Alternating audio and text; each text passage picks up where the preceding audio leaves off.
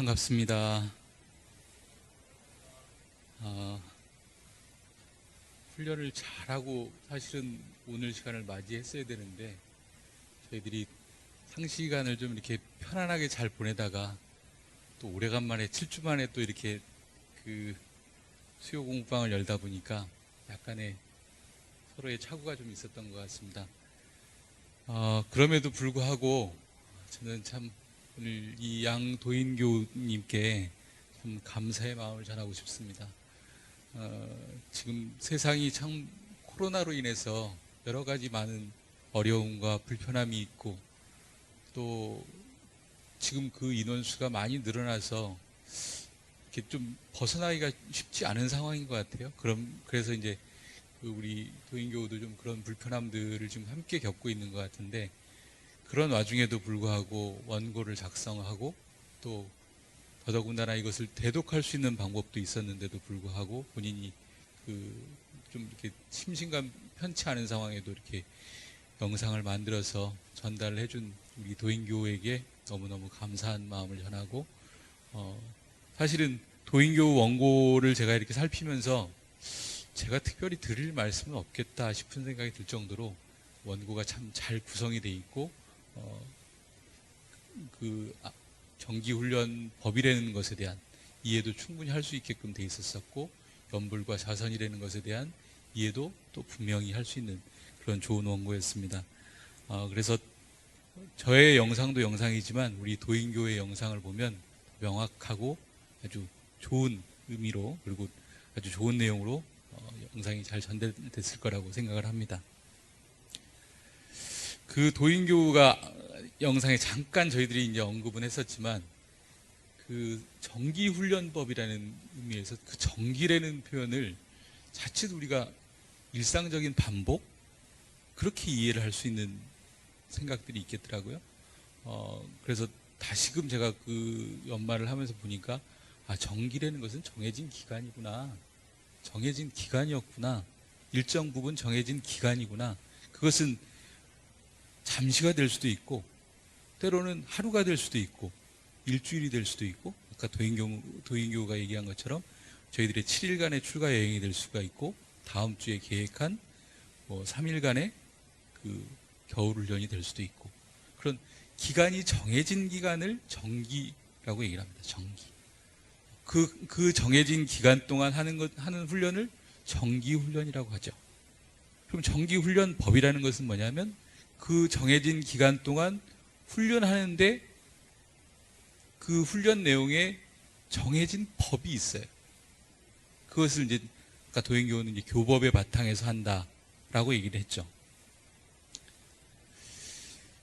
초창기 선진들께서 보면 대종사님을 모시고 3개월씩 동하선을 했었습니다.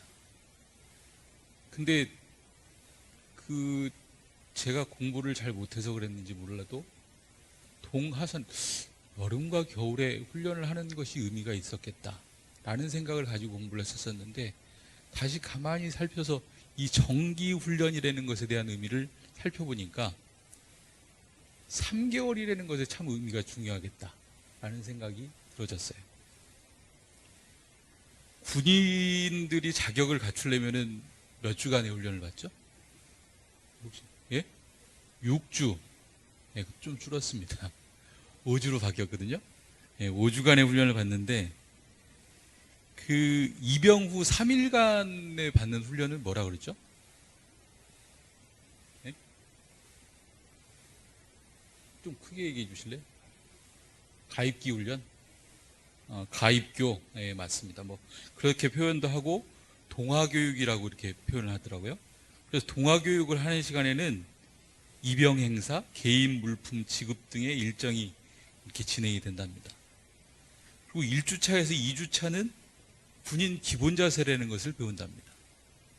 그리고 3주차에서 5주차까지는 기본 전투기술 구비, 훈련으로 소총의 조작 및 관리, 사격술 훈련, 경계 이런 것을 군대 들어가면 우리 여자 교우들도 혹 그럴 일이 있을런지 모르겠지만 군대 들어가면 그런 훈련들을 받는데 그래서 그렇게 해서 5주간의 훈련을 받고 나면 이 사람이 신병이다 라고 얘기하는 이름을 붙여준답니다. 그러니까 짝대기 하나 이등병입니다 라는 그 이름을 붙여준다는 거예요. 저희들이 회사에서도 신입사원 교육을 받을 때 보면 그 신입사원 교육을 받을 때 일정 기간을 정해놓고 그 회사에서 나아가고자 하는 지향점, 목적 이런 것을 다 배우죠. 그런 것을 가리키는 이유가 뭘까? 그 회사의 일원이 그 회사가 나아가고자 하는 것에 똑같은 우리가 일원이 돼서 같은 목적을 이행을 하자라는 것을 알려주기 위함이죠. 그렇다 그러면 대종사님께서 훈련을 하신 이유가 뭘까? 처음에 훈련을 하셨을 때 저희들이 이 정기훈련이라는 것은 원기 9년에 처음 제정을 하셨어요. 그래서 원기 10년에 이 제도를 처음으로 시행을 하셨어요. 그럼 그 이전에는 훈련이 없었느냐? 훈련이 있었죠. 그 3일에 한 번씩 법회를 보시게 한다든가 아니면 저축조합 운동을 통해 가지고 근검절약하고 때로는 담배와 술을 안 먹은 그 돈으로 절약절 시간 생활 속에서 할 수 있는 그런 훈련들을 통해서 그것을 하다 보니까 어떤 감상이 들더냐 그것을 물어보면서 문답감정을 하셨던 상시훈련을 하셨던 거예요. 근데 이렇게만 훈련을 해서는 안 되겠다. 우리가 대중적인 훈련을 해야 되겠다. 왜 그런 대중적인 훈련을 하겠냐? 당시에 여러분들이 대종사님이 원불교를 내시고 우리나라의 상황은 일제치하였습니다. 근데 그 일제치하 시대의 상황들을 보면 일본인들이 우리나라 사람들이 공부를 하면 안 되겠다 싶어갖고 공부들을 안 시켰어요.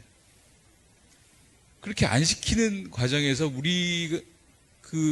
우리가 가지고 있는 어떤 역량들은 계속 키워나가고 싶은 사람들의 그런 어떤 마음들이 있었겠죠. 근데 그것을 누군가에게는 배우고 싶었던 간절함들이 있었을 겁니다. 근데 그렇다고 대종사님께서만 훈련을 하려고 하셨냐? 그렇지는 않으셨다는 얘기예요. 그 당시에는 여러 군데에서 이 우리나라의 정체성과 주체성을 살려나가기 위한 여러 가지 그 물밑에서의 활동들이 있었던 거죠. 그런 활동들 속에서 대종사님도 그러면 우리도 이런 우리가 가지고 있는 정체성이나 주체성을 살려나가야 되는 그런 교육들이 필요하다. 그런 훈련들이 필요하다. 이런 생각을 가지고 훈련법이라는 걸 제정을 하셨죠. 훈련법을 제정을 하셔가지고 훈련을 시켜보시는데 당시에는 이렇게 훈련을 하셨답니다. 하루 이제 3개월 동안 뭘 하셨냐면 하루에 8시간씩 24시간이니까 38에 24에서 8시간은 잠을 자고 8시간은 공부를 하고 8시간은 육신의 노동을 하고 이렇게 공부를 시키셨대요. 그럼 그 8시간 중에 또 2시간을 뭘 했냐? 좌선이나 연불을 하고 경전이나 강연을 하고 회화를 하시고 그리고 일기를 쓰게 하시고 그걸 2시간 이렇게 4단락으로 나눠가지고 하셨다는 거예요. 그래서 이 눈이 잘 보이고 그래도 글씨라도 쓸 수 있고 이런 분들은 갑반이라고 그래가지고 갑반이라고 그래서 일기를 쓰도록 하게 하셨고 눈이 침침하신 분들은 을반이라고 그래가지고 연불을 하게 하셨다는 거예요. 2시간. 그래서 정신수양, 사리연구, 작업치사를 끊임없이 수행하실 수 있도록 그런 훈련이라는 개념을 만드셨다는 거예요. 다음 주에 진행되는 그 저축 교사 내용을 통해 가지고 다시금 이것에 대한 좀 구체적인 내용들은 말씀을 드리도록 하겠습니다. 그래서 대종사님께서는 그렇게 훈련을 8시간 이렇게 진행하시는 것에 대해서 굉장히 구체적으로 준비를 하시고 구체적인 내용을 가지고 훈련을 하실 수 있도록 했다는 거예요. 그거를 몇 개월? 3개월씩. 3개월 정도 한다라 그러면 여러분들 어떻겠어요? 그것이 이제 능이 나겠죠. 사람들한테 이것은 이렇게 좌선하는 거다. 이렇게 연불하는 거다. 얘기하기가 수월했겠죠. 그 당시 누가 좌선을 하려고 얼마나 그랬겠어요? 연불을 하려고 그랬겠어요? 그것이 정신통일되는 것에 도움이 된다는 것을 인지하고 내 몸에 이렇게 습득하도록 하기 위한 그 기간이 3개월이었다라는 거죠. 그것도 여름과 겨울에.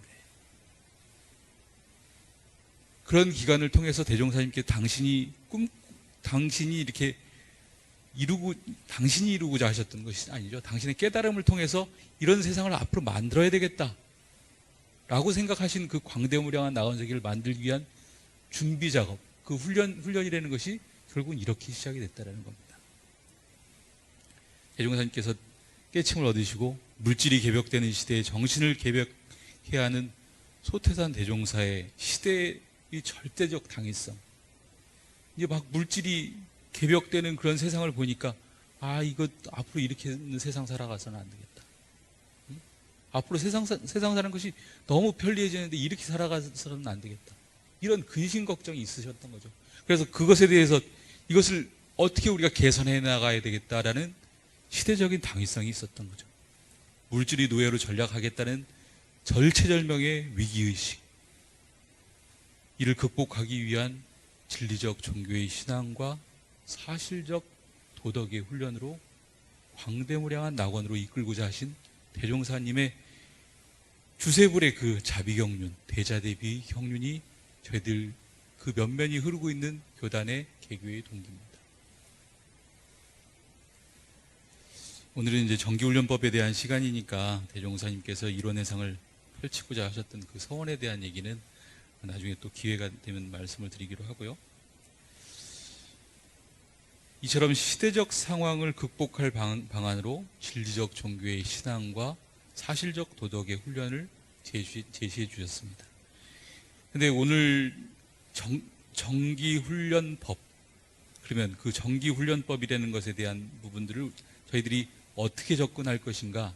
대종사님께서는 진리적 종교의 신앙, 사실적 도덕의 훈련을 할 때는 어떻게 해야 된다? 사실적으로 해야 된다는 거죠. 내가 뭐가 안 된다, 될 때까지 하라고 그러셨잖아요. 그것이 사실적이죠.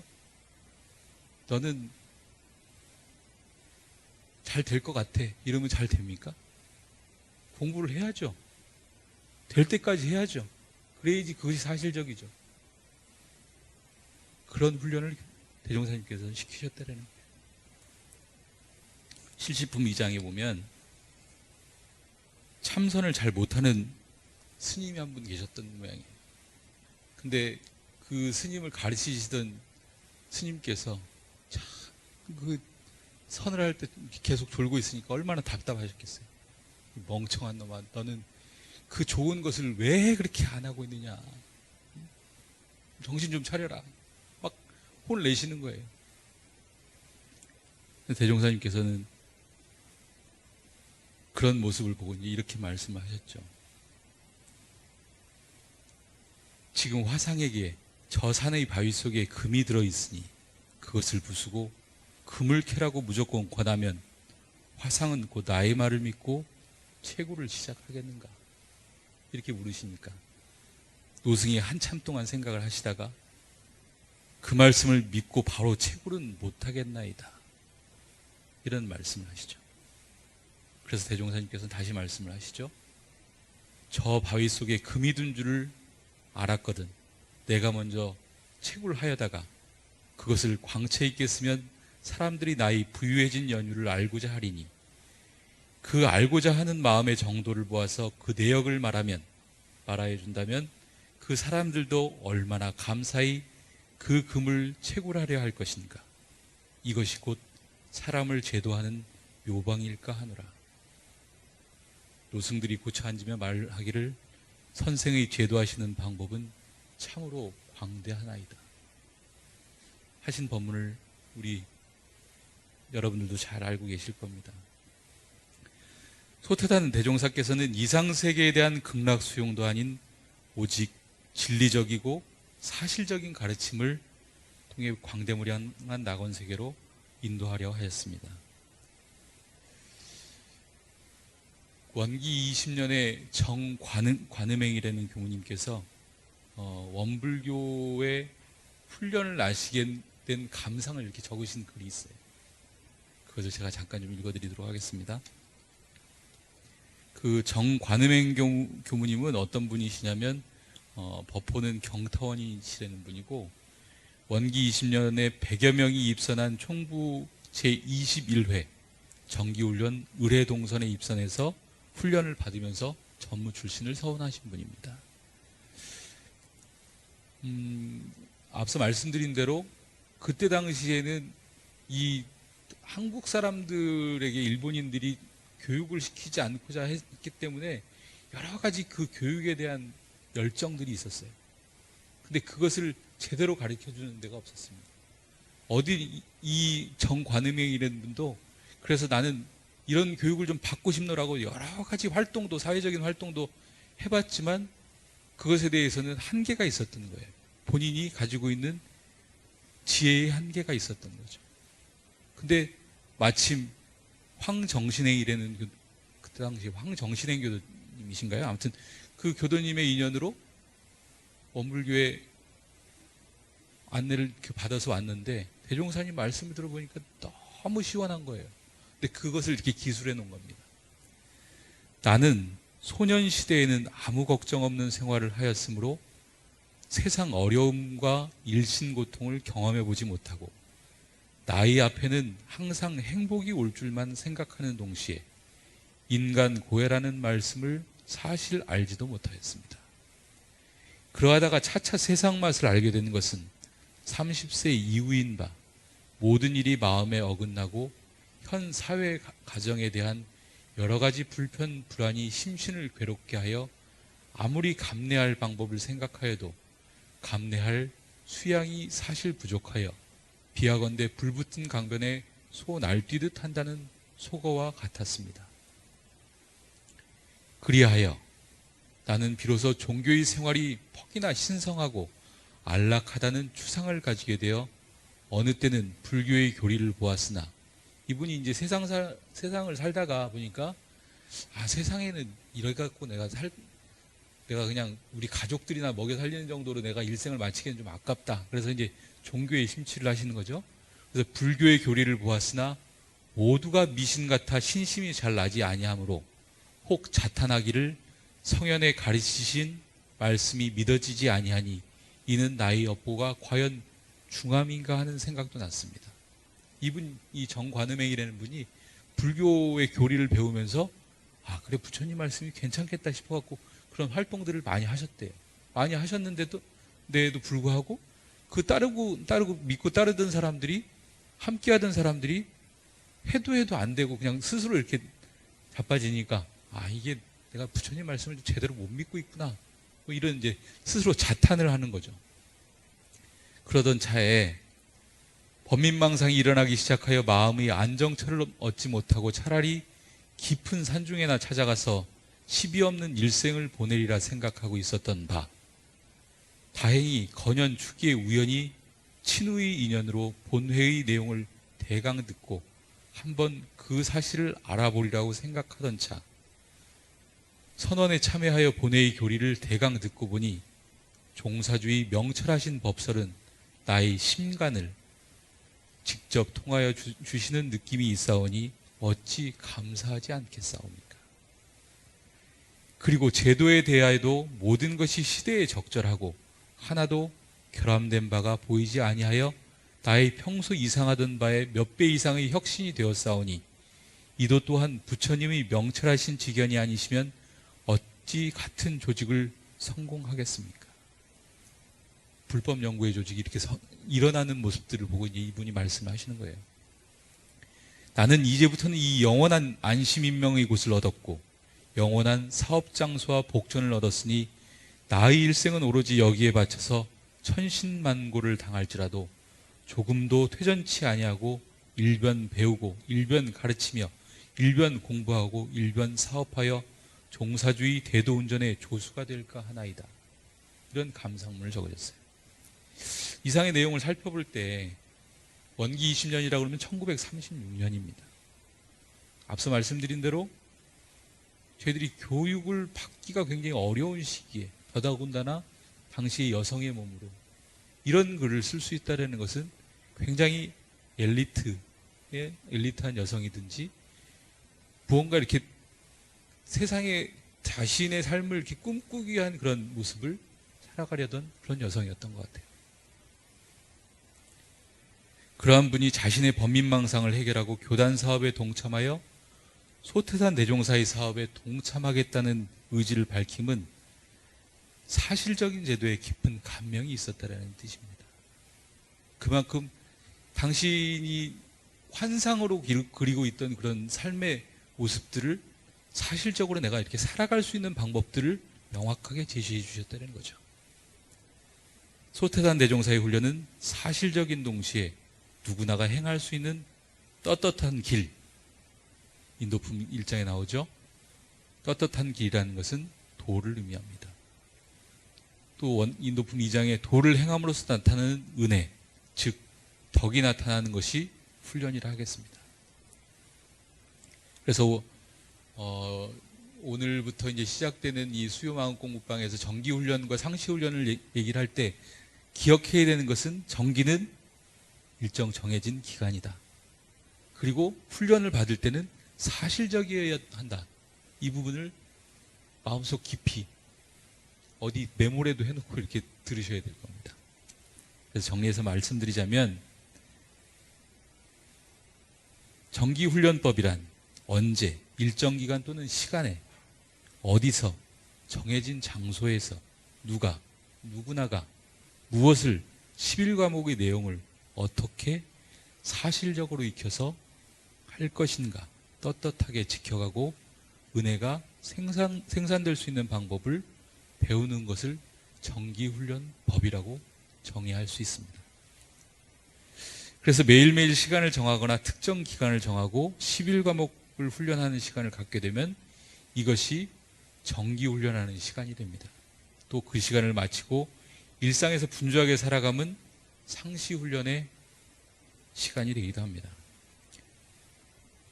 지난 일요일 날 교도님 한 분이 정말 이 직장 생활하는 것에 대한 어떤 그 절박함 이런 부분들을 말씀하시는 내용을 들었어요. 그 일에 대한 어떤 스트레스 그런 것에 대한 것을 해소할 수 없는 그런 답답함 이런 것을 말씀을 드렸어요. 근데 원불교에서는 저희들이 새벽이면은 좌선을 하라고 그러죠. 저녁이면 참회 반성의 시간 연불과 또는 일기를 통해서 참회 반성을 하라고 그러죠.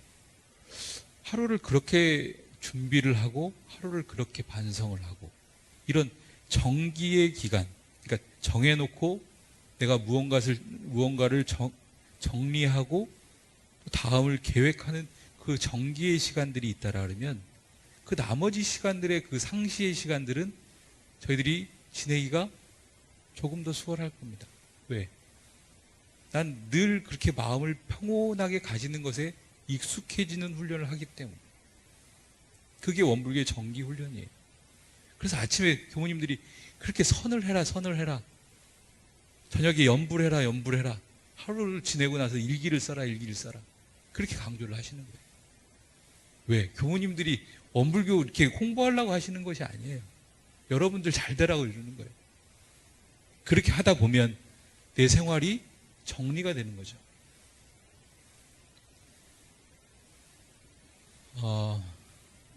그 정기훈련법의 첫 번째, 두 번째 훈련 과목이 연불과 자선입니다. 연불과 자선에 대한 어떤 방법이랄지 이런 부분들은 추후에 그 연불법과 자선법이 새로 다시 나옵니다. 그때 이제 좀 더 자세한 의미를 자세한 내용은 말씀드리고 오늘은 이 두 개의 훈련 과목이 갖는 의미를 좀 살펴볼까 합니다. 일본의 선시 중에 이런 선시가 있습니다. 산의 새소리에 산의 고요함을 깨쳤고 낙엽이 지는 모습에서 바람을 느꼈다는 내용이 있습니다. 고요함 속에서 무엇인가가 일어나기 전에는 고요함을 느끼지 못합니다. 그 안에서 무엇인가가 일어날 때는 우리는 고요함을 발견하게 됩니다. 여러분들 가만히 조용히 새벽에 있어 보세요. 그게 고요한지 어쩐지 모르죠. 그러다가 지나가는 차 소리가 빵 나면 아 내가 좀 전까지는 참 고요했었는데 찻소리가 들리는구나 라고 알아차린단 말이죠. 경계는 고요함을 깨닫게 하는 새소리이며 바람을 느끼게 하는 낙엽입니다. 경계를 대하여 마음이 일어났을 때 그동안 내가 마음을 이렇게 길들여 왔구나 알아차리게 되는 것입니다. 우리는 수없는 경계를 대하면서도 경계라는 인식도 못하고 내 익혀진 습관대로 살아갈 때가 많습니다. 내가 누군가를 미워할 때, 아, 내가 이 사람을 미워하구나, 미워하고 있구나, 이런 상황이 싫구나, 이것을 알아차리는 그 순간이 마음 공부를 시작하는 시간이고 훈련이 시작되는 시간이에요. 그동안은 평온했어요. 근데 대일교우를 만나면 마음이 행복해요. 아, 내가 대일교우를 만나니까 행복해지는구나. 알아차리는 순간이, 아, 내가 뭐 때문에 행복하지? 이것을 알아차리는 순간이 저희들이 마음 공부하는 순간입니다. 우리는 수없는 경계를 대하면서도 경계라는 인식도 못하고 내 익혀진 습관대로 살아갈 때가 많습니다.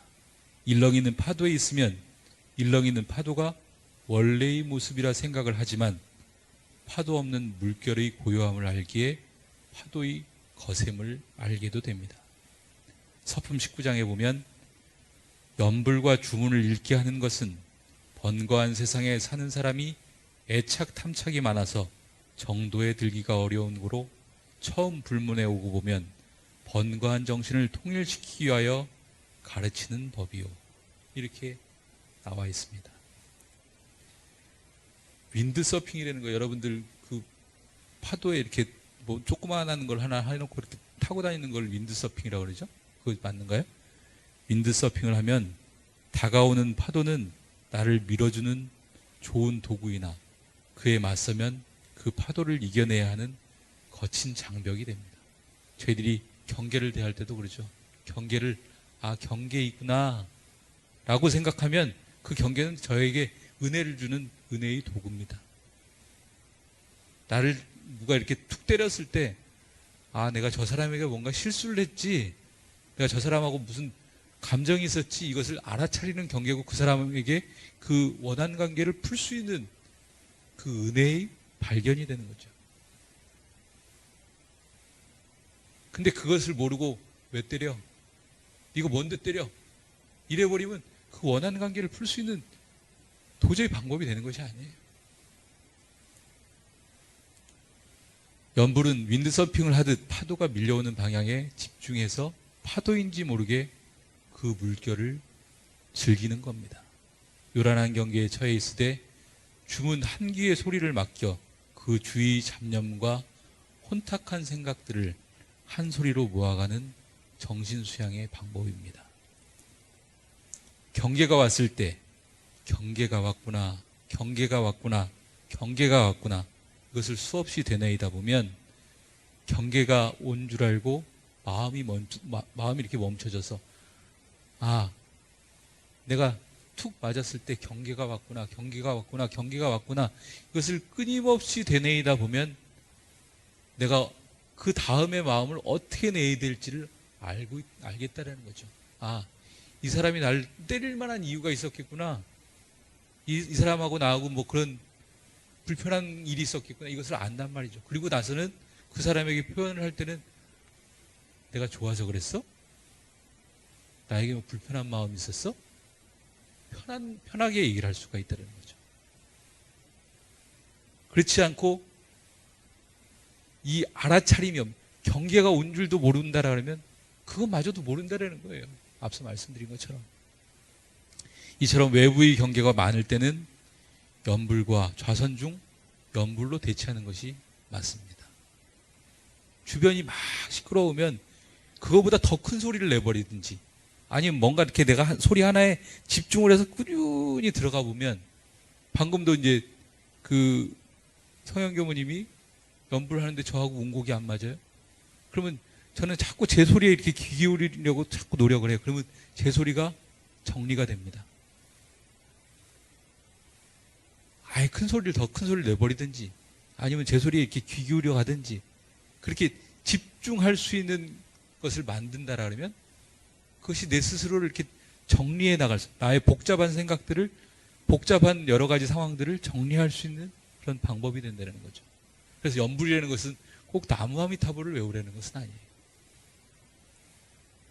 면접을 앞둔 사람이 두근두근한 마음이 있습니다. 그럴 때는 어떻게 해야 될까요? 할 수 있다. 할 수 있다.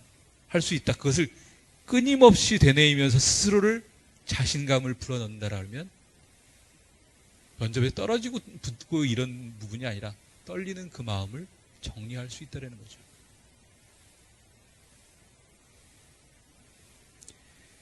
그렇다면 좌선은 언제 하는 것이 좋을까? 고요할 때 하는 정신 수양 공부로 시끄러우면 작은 소리는 들리지 않지만 고요하면 작은 소리도 큰 소리처럼 들립니다. 외경이 요란할 때는 그 일에 집중한다고 작은 소리는 들리지 않습니다. 큰 일을 닥치면 작은 일은 보이지 않습니다. 좌선은 고요할 때 세밀한 경계를 대처하는 방법입니다. 좌선을 하다 보면 아련했던 기억들도 떠오르고 각종의 분별망상이 일어나는데 이는 다 외경이 고요하기 때문에 그렇습니다. 그런 마음이 올라옴을 알아차리고 그대로를 지켜만 봐도 그 마음은 어느새 사라져버립니다. 그러기를 반복하면서 뚜렷하고 고요한 마음을 회복해가는 것이 좌선입니다. 우리가 육군을 작용하는 저희들이 이 육신 눈 보고 듣고 말하고 냄새 맡고 오늘 교당에 올라오다 보니까 무슨 냄새가 나던가요? 무슨 냄새가 나죠? 아, 교당에서 뭘 먹었구나 알아차려지죠. 이 육군을 작용하는 동안은 교당에 잠깐 불이라도 하나 꺼져 있으면 교당이 어둡네. 그런 여러 가지 상황들이 내 스스로를 뭔가 마음이 툭 일어나게 만든단 말이죠. 우리가 육군을 작용하는 이상에는 경계를 피해갈 수는 없습니다. 그렇다면 결국 경계를 대하여 경계를 넘어서는 방법을 배워야 할 것입니다. 그래야 그 경계를 넘어설 수가 있죠. 저희들이 생활을 하다가 공부를 하다가 어려운 문제에 봉착을 했어요. 그 어려운 문제를 해결할 수 있는 방법은 그 해법을 배우든지 1 더하기 1이 1에는 그것도 모르는 아이에게 1 더하기 1은 2가 된다는 것을 알게 해주는 것은 그 원리를 알려줘야 되는 거잖아요. 그 법을 알려줘야 되는 거잖아요. 그 법을 모르면 도저히 그것은 이해가 될 수 있는 부분이 아니에요. 그러니까 여러분들도 내 삶에 문제가 생겼구나. 그 문제를 해결할 수 있는 방법들을 그러면 어떻게 풀어가야 될까? 그것은 스스로 뭔가 자문자답을 통해서 해결도 하지만 또 한편으로는 내 주변의 스승들, 내 마음을 지켜봐 줄 수 있는 그 스승들을 만나서 문답감정이라는 것을 통해서 또 해결을 할 수 있는 것이죠. 그래서 연불좌선을 하다가 그렇게 내가 해결되지 않는 일들이 있으면 또 물어보는 거예요. 제가 이것은 도저히 이 마음 쓰는 것은 도저히 해결이 안 됩니다. 이것은 어떻게 해결을 해야 될까요? 그것을 끊임없이 문답하다 보면 그 해법을 찾을 수가 있습니다.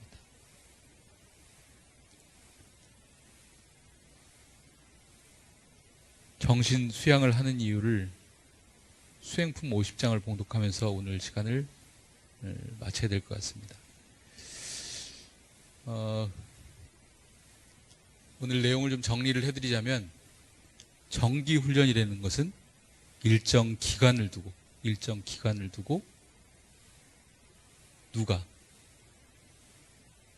누구나가 무엇을 11과목을 훈련하는 겁니다. 어떻게? 떳떳하게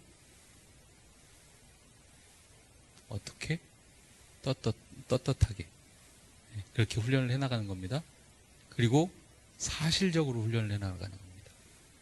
그리고 은혜가 나올 수 있게끔 훈련해 나가는 것이 정기 훈련입니다. 연불은 외경이 심할 때, 밖으로 요란한 경계가 많이 일어날 때, 한 소리에 집중을 해서 그 소리에 내 일념을 모아갈 때 공부하는 정신수양의 과목입니다. 좌선은 외경이 고요할 때